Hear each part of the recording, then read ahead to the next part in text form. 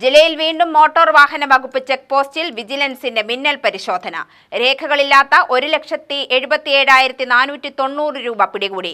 Vigilance SP S ശശിധരന്റെ നേതൃത്വത്തിൽ പാലക്കാട് ജില്ലയിലെ 5 check പോസ്റ്റുകളിൽ നടത്തിയ പരിശോധനയിലാണ് പണം പിടികൂടിയത്. 2 ദിവസം മുമ്പാണ് മോട്ടോർ വാഹന വകുപ്പ് ചെക്ക് പോസ്റ്റുകളിൽ വിജിലൻസ് മിന്നൽ പരിശോധന നടത്തിയത്.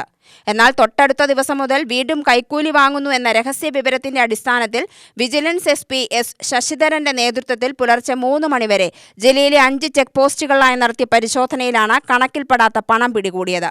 വാളയാർ ഇൻ ചെക്ക് പോസ്റ്റിൽ നിന്നും 1,27,490 രൂപയും വാളയാർ ഔട്ട് ചെക്ക് പോസ്റ്റിൽ നിന്നും 10,500 രൂപയും ഗോപാലപുരത്തു നിന്നും 21,110 ഗോവിന്ദാപുരത്തു നിന്നും 10,550 നടുപ്പുണിയിൽ നിന്നും 7,840 രൂപയുമാണ് പിടികൂടിയത്. വിജിലൻസ് പരിശോധന നടത്തുന്ന സമയത്ത് തന്നെ നിരവധി ആളുകളാണ് രേഖകൾക്കൊപ്പം പണവുമായി എത്തിയത്. ശബരിമല തീർത്ഥാടകരിൽ നിന്ന് മാത്രമല്ല, അന്യ സംസ്ഥാനങ്ങളിൽ നിന്നും ചരക്കുമായി എത്തുന്ന വാഹനങ്ങളിൽ നിന്ന് പോലും പണം ചോദിച്ചു വാങ്ങുന്നതായി വിജിലൻസ് കണ്ടെത്തി.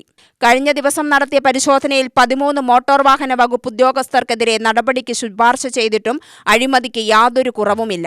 വരും ദിവസങ്ങളിലും പരിശോധന ശക്തമാക്കാനാണ് വിജിലൻസിന്റെ തീരുമാനം. UTV news, Palakkad.